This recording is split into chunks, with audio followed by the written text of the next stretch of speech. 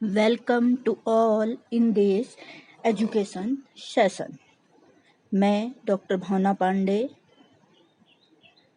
आज हम कुछ नया सीखने जा रहे हैं। आज का जो हमारा टॉपिक है NCF 2005 नेशनल करिकुलम फ्रेमवर्क 2005। इसके अंदर हम जिन जिन चीज़ों का अध्ययन करेंगे वो है NCF 2005, NCF 2005 की विशेषताएं व सुझाव, NCF के अंग, NCF के उद्देश्य, NCF के सिद्धांत और NCF के दोष।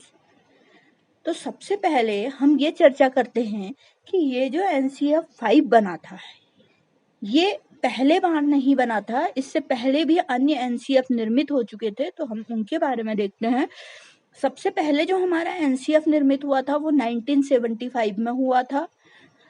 ये जो निर्मित हुआ था हमारा NCF 1975, ये राष्ट्रीय शिक्षा नीति 1968 के आधार पर निर्मित हुआ था। उसके बाद जो हमारा नेक्स्ट NCF था 1988, ये राष्ट्रीय शिक्षा नीति 1986 के आधार पर निर्मित हुआ था। नेक्स्ट जो हमारा NCF 2000 था वो ये जो NCF बना था 1988, उसमें सुधार करने के लिए इसको निर्मित किया गया था। नेक्स्ट 2005, ये जो NCF 2005 निर्मित हुआ था, इसमें भी NCF 2000 का पुनर्निर्माण किया गया। उसमें जो कमियां थी उनको दूर करके सुधार लाया गया।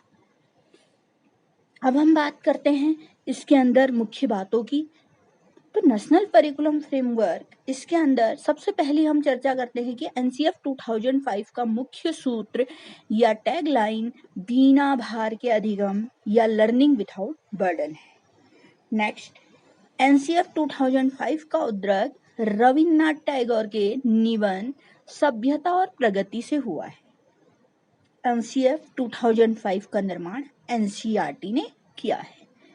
NCF है क्या? तो NCF एक दस्तावेज होता है जो बालक को क्या और कैसे पढ़ाया जाए इस पर केंद्रित है। NCF को प्राथमिक शिक्षा में लागू किया गया था। NCF 2005 NCERT पाठ्यक्रम में सुधार लाने हेतु अपनाया गया एक सुधारात्मक कदम था। NCF 2005 का मुख्य लक्ष्य था आत्मज्ञान।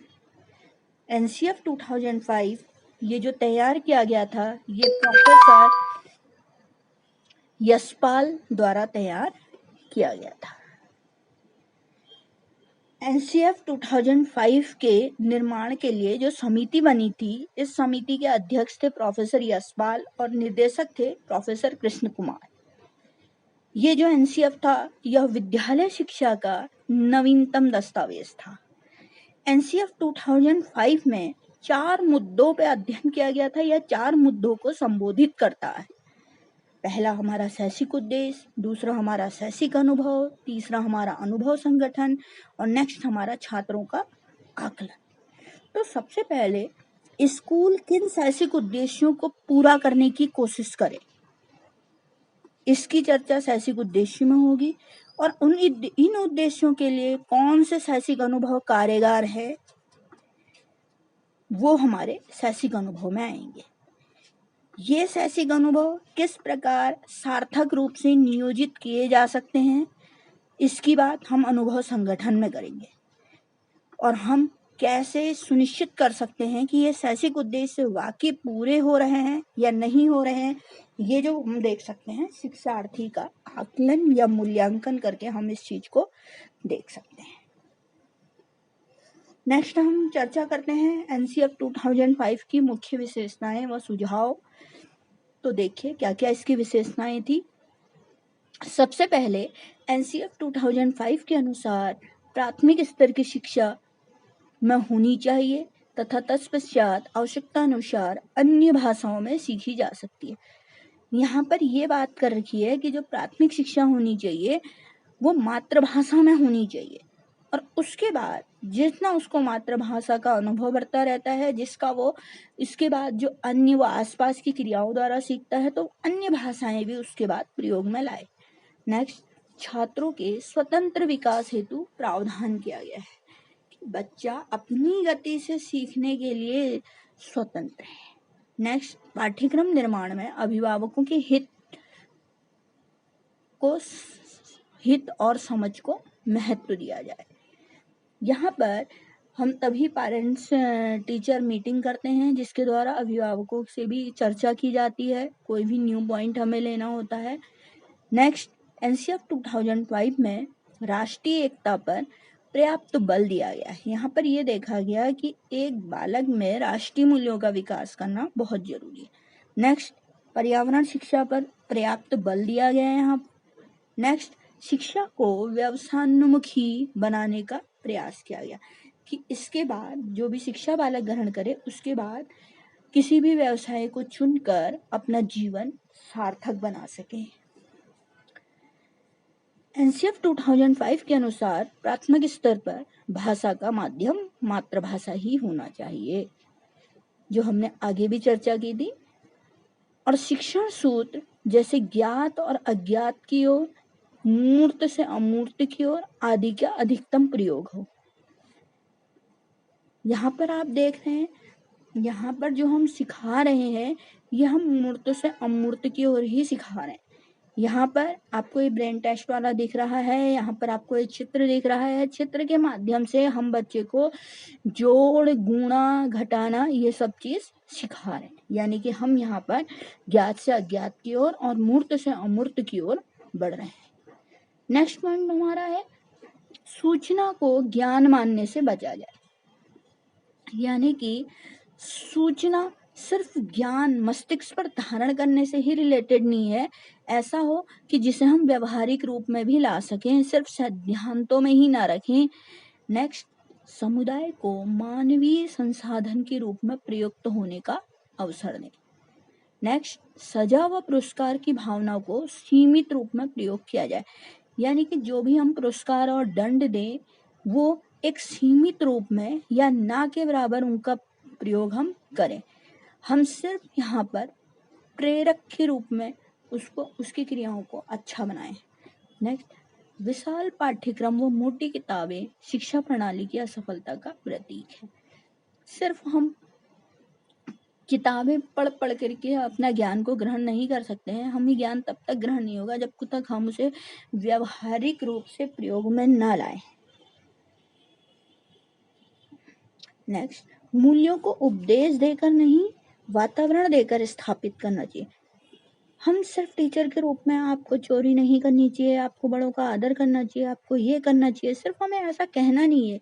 हमें वास्तविक रूप में एक टीचर को अपने अंदर वो आदर्श स्थापित करने हैं और फिर वो आदर्श को देख करके बालक उनको अपने वातावरण में स्थापित करे, ऐसा हमें देखना चाहिए। नेक्स्ट, बच्चों को स्कूल से बाहर जीवन से तनाव मुक्त वातावरण प्रदान करना चाहिए।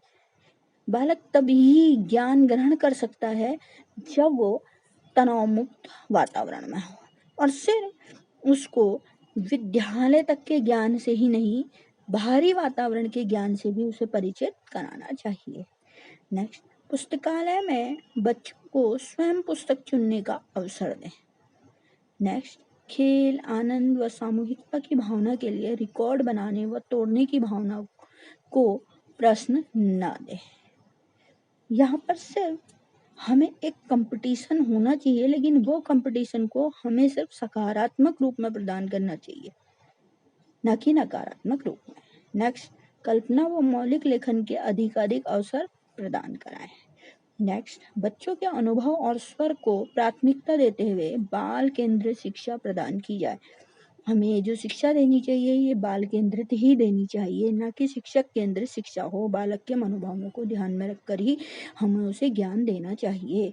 नेक्स्ट, शिक्षक प्रशिक्षण व विद्यार्थी के मूल्यांकन को सतत प्रक्रिया के रूप में अपनाया जाए।